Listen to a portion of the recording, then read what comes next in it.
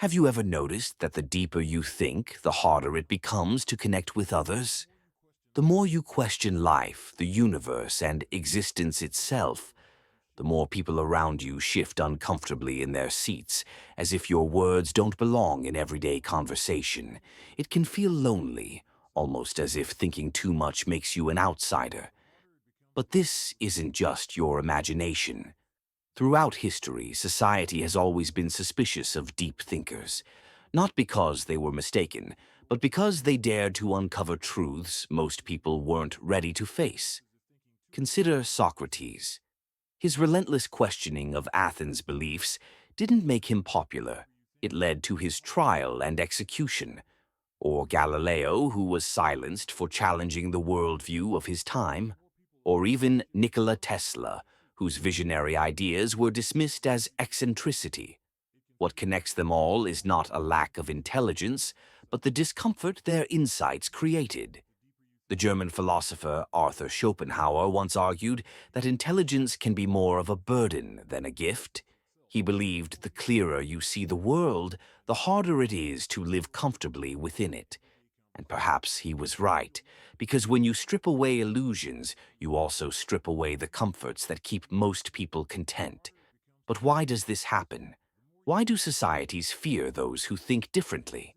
The answer lies in human psychology. Imagine standing next to a bodybuilder. You might admire their strength, but you don't feel like your own body is under attack. Or picture meeting a wealthy person. You might feel envy, but it doesn't threaten your identity. Intelligence, however, is different. Our sense of self is built on our thoughts, our beliefs, our understanding of the world. When you meet someone who thinks more deeply, it doesn't just present a new idea. It calls into question your own worldview. This creates what psychologists call the mirror effect.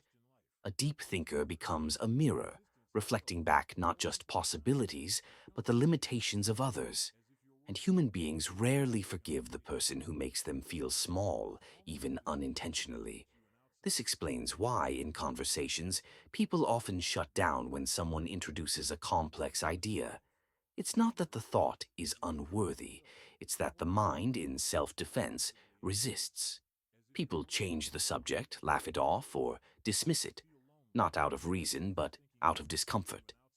Modern neuroscience even confirms this. Studies show that when people feel intellectually threatened, the amygdala, the brain's fear center, activates. In other words, a challenging idea can trigger the same primal reaction as facing a predator. For our ancestors, survival wasn't about being the most insightful. It was about belonging to the tribe. To stand apart was to risk rejection, and rejection meant danger. This is why, in group settings, deep thinkers often feel isolated. In one-on-one conversations, people might be curious.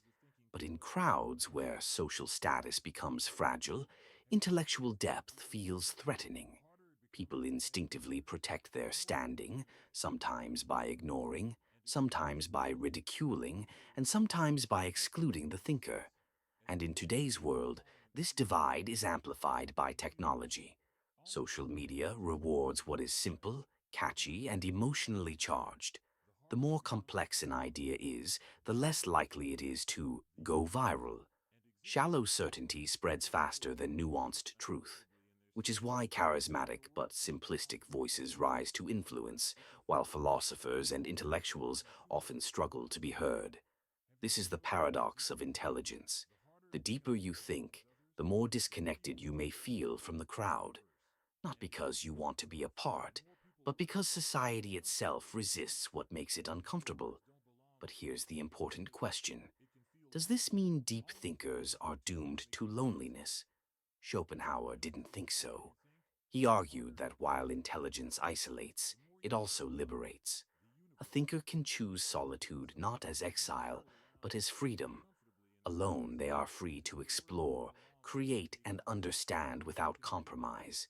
And in that solitude, deep thinkers often discover something more valuable than popularity: clarity. They learn to seek kindred spirits rather than the approval of the many. They learn to speak carefully, sharing truth not to impress the crowd, but to reach the few who are truly listening. Because in the end, society doesn't fear intelligence itself. It fears what intelligence reveals. Deep thinkers aren't rejected because they are wrong. They are rejected because they are right too early. So if you've ever felt like your thoughts set you apart, remember this: you are not broken. You are simply awake in a world that prefers to keep dreaming.